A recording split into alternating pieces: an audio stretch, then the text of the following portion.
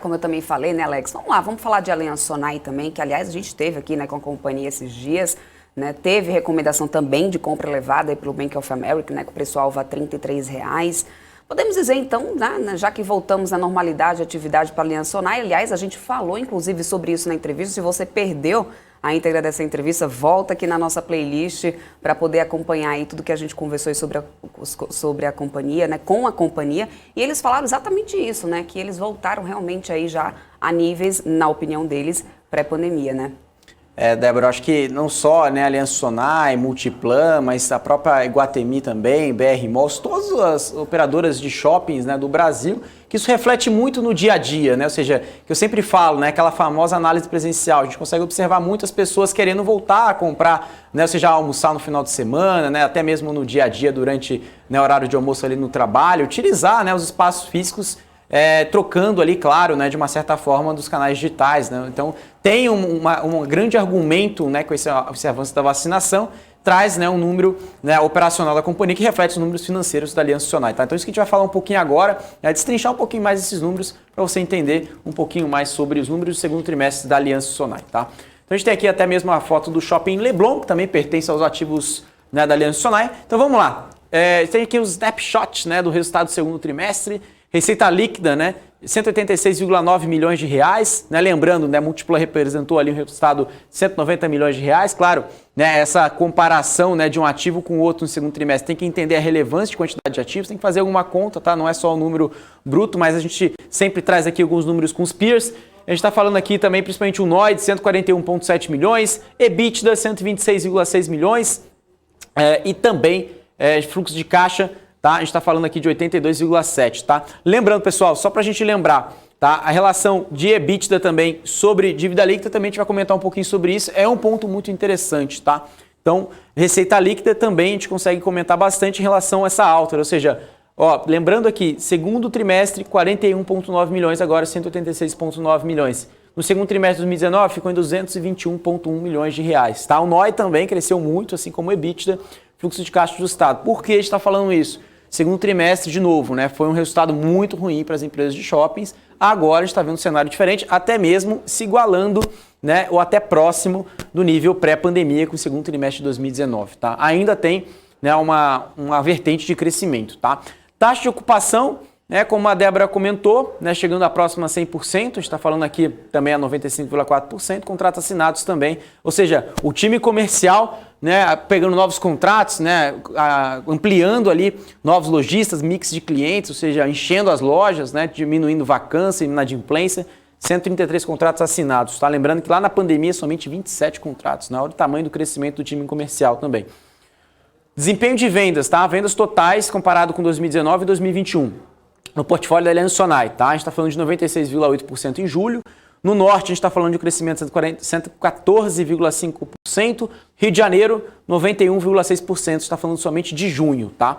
Então, ou seja, o desempenho de vendas crescendo muito, comparado com 2019, até mesmo comparado, né, com esse nível pré-pandemia, como a gente fala por aqui.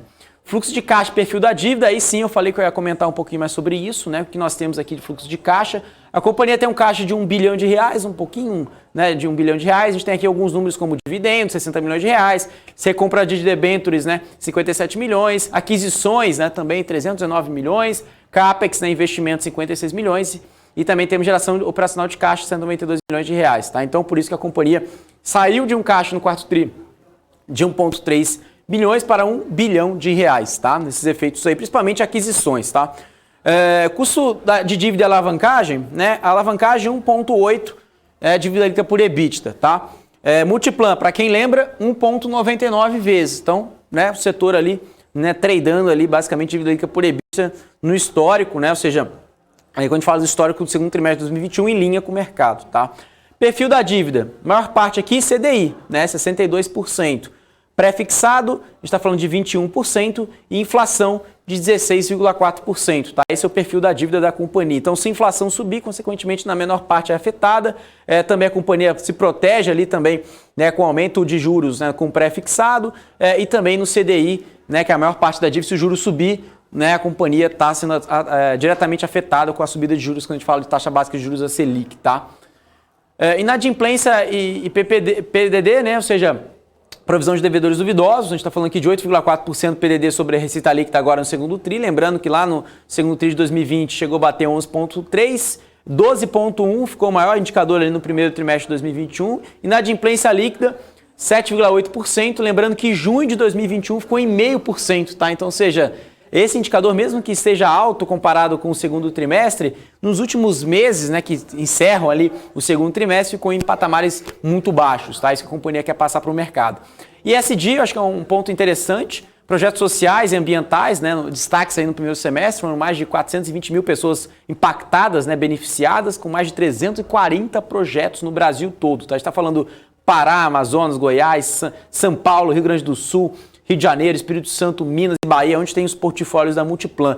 Quando eu tava, da Multiplan, não, da Aliança Sonai, né? E aqui eu tava confundindo, eu falo de Multiplan, falo de Aliança Sonai, confunde tudo aqui, né? Mas vamos lá, são 12 shoppings de vacina contra o Covid-19.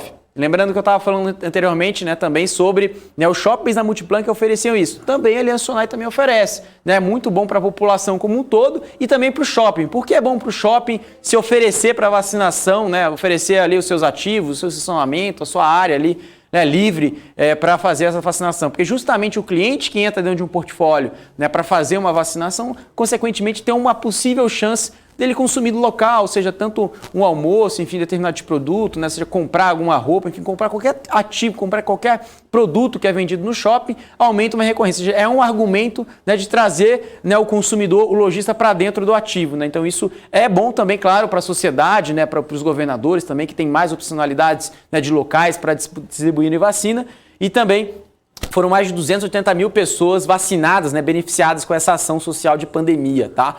Campanha de conscientização, são mais de 170, 130 doações e arrecadações, mais de 40 ações de cultura, educação e esporte, tá? Então, não só ESG na parte ambiental, na parte social, principalmente também na parte de governança da companhia que a gente fala aqui. Estudo de caso, né, interessante, né, vendas totais versus horário de funcionamento, né, como a Débora comentou ali no começo, a gente vê aqui em relação de horário de funcionamento comparado com 2019, que é o nível pré-pandemia.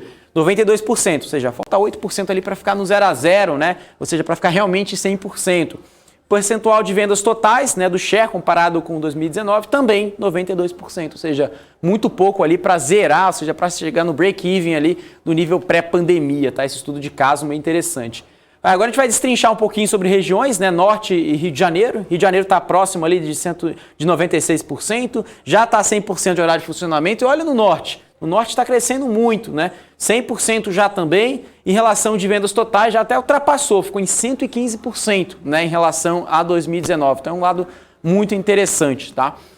Agora a gente vai falar um pouquinho sobre o consenso do mercado, né?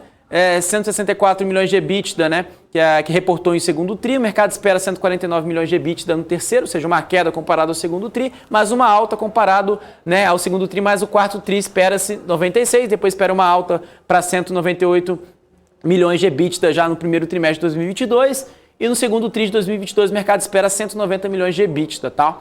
Agora, para falar de recomendações, nenhum analista recomendando venda, tá? Somente um analista recomendando neutro e 10 analistas recomendando compra, tá? A maior parte. JP Morgan dando overrate a 35, Goldman Sachs buy a 31, Banco Safra dando alta performance acima da média do mercado, 47,80, Banco Inter dando compra a 38, Eleven Financial dando 38, BTG também, Cambaúva, né, dando compra a 41, Itaú BBA também colocando aqui alto performance a 36,30, Bradesco BBI também com o Bruno Mendonça recomendando alto performance a 39 e Grupo Santander também colocando, né, buy a 34,20, Débora. Então essas são as recomendações, né, dos analistas, como você disse também, ou seja, os analistas vêm revisando para cima, né, como a gente trouxe aqui alguns números de vendas, né, ou seja, principalmente, né, locações. Então o setor mesmo está aí se acelerando com a retomada da vacinação, principalmente na região norte e nordeste, que você conhece muito bem, né, Débora?